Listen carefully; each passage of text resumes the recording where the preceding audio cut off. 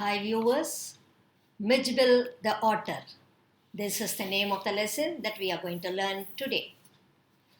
Gavin Maxwell lived from 15 July 1914 to 7 September 1969.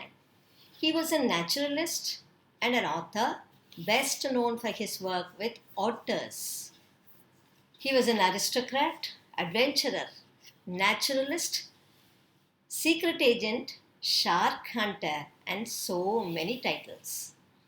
The Ring of Bright Water being his most famous work, having sold over 1 million copies worldwide. The story Mijbil the Otter underlines the idea that owning a pet demands a lifetime commitment and it is a serious business. Many people who are fond of owning pets are not very serious. In ignorance, they harm their pets physically or mentally. The author of the story tells us how he procured an otter to keep it as a pet. It was a unique decision as otters as pet are not familiar. Before owning an otter, the author learnt all about its habitats, its behavior, its need, etc. He carried it wherever he went. The narrator is a writer by profession who is fond of owning pets. He is quite responsible.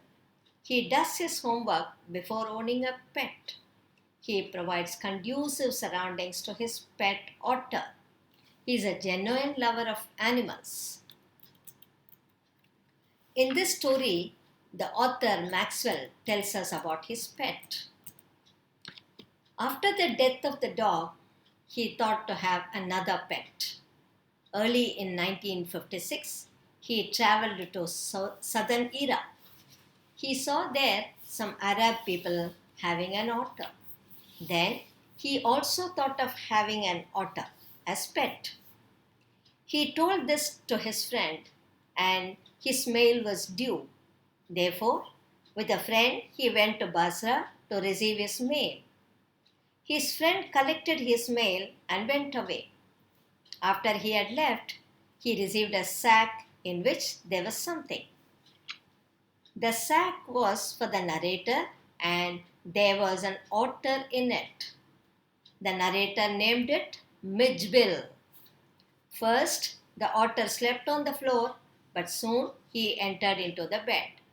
When it went to the bathroom, it plunged and rolled in the bathtub joyfully.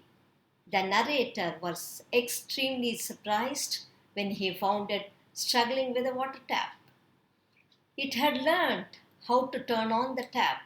It spent most of its time playing with a rubber ball and marbles. He was staying at Basra while he had to move to England and then to Camasviana. But the problem was that some of the airlines did not allow transporting animals. Therefore, the narrator had to choose a different flight that had allowed animals on board. As a result, Mijbil was packed in a box of its size. Then the narrator went for the meals. When he returned to his room, he noticed blood coming out from the air holes. He got frightened. He hurriedly opened it and saw that Midge was almost unconscious. He removed all the sharp edges from the box and placed it again into the box. The time was passing and he managed to hire a taxi. There were only 10 minutes for his flight, so he sat at the back seat of the taxi and placed the box on his lap. Somehow he managed to catch the flight and he boarded the plane. The air hostess was somewhat friendly and she allowed the narrator to place the otter on his lap. But as soon as the narrator opened the box, the otter disappeared in the plane. This frightened all the passengers, but the air hostess helped him find out Midge again. In the beginning of 1956, the author was in Iraq. One day on the way to Basra, he casually mentioned to a friend that he would love to have an otter instead of a dog as a pet. A few days later, the author got an otter from his friend. Two Arabs brought it for him in a sack. The otter stayed in Basra for a few days. Very soon, the otter became very friendly with the author. It loved to play with water all the time. It played with a rubber ball as well. The author named his otter Mijbil. He made a belt for him. He would take it to the bathroom. There, the otter would go mad playing with water. It could even turn the tap and make the water flow at full pressure. After some days, the author was to come back to London. The transporting of Mijbil became a huge problem. British Airways did not permit animals on its flights. Another airline agreed to take the animal if packed in a box. The author made a small box for the otter. He had to face a lot of difficulties and it made him late for the plane. While in the plane, the otter escaped from the box. There was a lot of hue and cry. At last, the otter came back and settled on the author's knees. After an eventful journey, the author and his otter at last reached London where he lived in a flat. The otter spent most of its time playing with its toys. Sometimes the author took it out for a walk. He would take it out as if it were a dog. Opposite to the author's flat, there was a primary school that had a low outer wall about 30 yards long.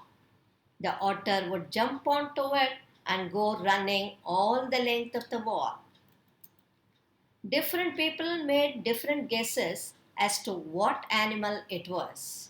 They would say it was a baby seal, a squirrel, a walrus, a hippo, a beaver, bear cub, or even a leopard with spots.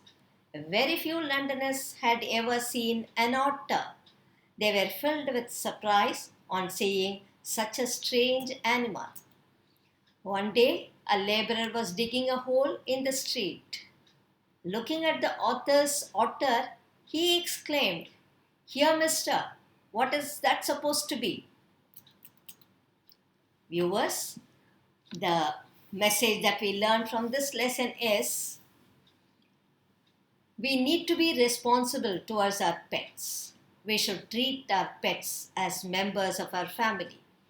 We need to ensure that the pet remains at ease, for which a suitable environment is needed.